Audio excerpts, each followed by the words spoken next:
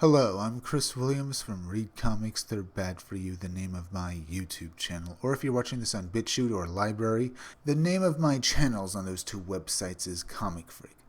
Apparently, there's been more talk about a live-action Akira movie. Will happen, but probably not with Taika Waititi. And I have to say, I hope this just falls through. I don't want them to remake Akira. Because the original, while having flaws, was one of the preeminent anime movies ever made. Yeah, pretty much, but that's only in my own opinion if people don't agree with that.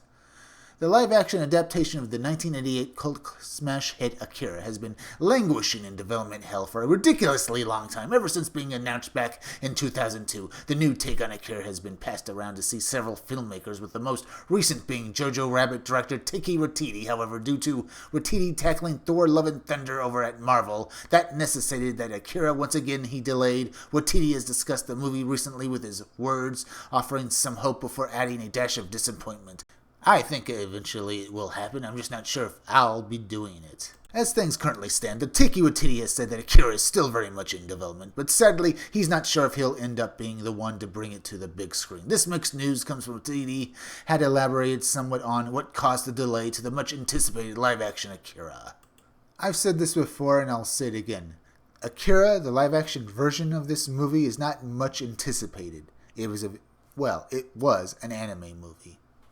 And as I said, sometimes you shouldn't take a movie that's basically made in one kind of style and then turn it into another. Just because you can turn something into live action does not mean that you should.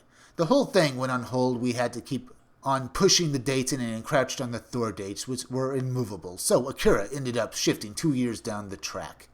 He was then asked if he would be directing the movie after Thor, to which Waititi responded with his usual brand of refreshing candor. Post-Thor, so I'm not sure if even in 2 years I don't know what. I'm doing effing 2 days. It is now coming up to 2 decades since Warner Brothers put the Akira remake into production, and despite there being many setbacks, the studio still seemed determined to make it happen. When Taika Waititi signed on to direct the movie last year, the plan was to have it released on May 21st, 2021. But of course, that is no longer going to happen. The Akira remake has now been removed from the schedule, with The Matrix 4 being slotted into that date. Instead, since then, there have been no updates about the movie.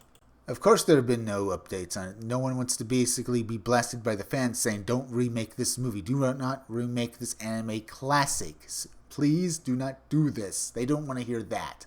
For those who are perhaps unaware, Akira stands as one of the best-known examples of contemporary Japanese animation. This cyberpunk adventure takes place in the post-apocalyptic city of Neo-Tokyo. Biker Kaneda is confronted by many antisocial elements while trying to help his friend Tetsuo, a teenage boy who is exposed to a mysterious energy source and develops telekinetic powers that place him at the center of a conflict that may destroy the world. Though it sounds very unlikely he will be the one to bring Akira to life, Waititi will be behind the camera once again for his follow-up to Thor Ragnarok, Love and Thunder, which will once again see Chris Hemsworth as the Asgardian superhero, and will likely see his on-off love interest Jane Foster demonstrate her worthiness. This comes to us from Variety.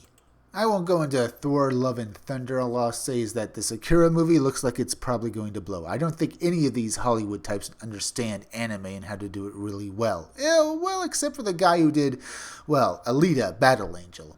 He knew what he was doing. But if you had him on this film, I'd want to see it then. But either way, I have bad feelings about this film, so I'm just going to end my video here. If you like this video, subscribe. Make sure you're still subscribed, because YouTube is going around unsubscribing people, so make sure you're still subscribed. If you're watching my videos but you're not subscribed, please subscribe to my YouTube channel. Read Comics That Are Bad For You. Then go over to BitChute and Library and subscribe to my channels on those two websites.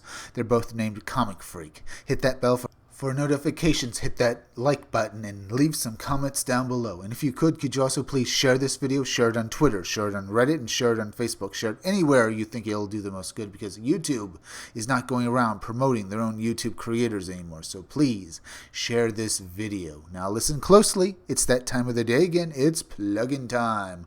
Keep checking back in all my future videos for more information on my own upcoming independent comic book, Scumdog. I'm Chris Williams, and I'll be back again tomorrow with another video or review.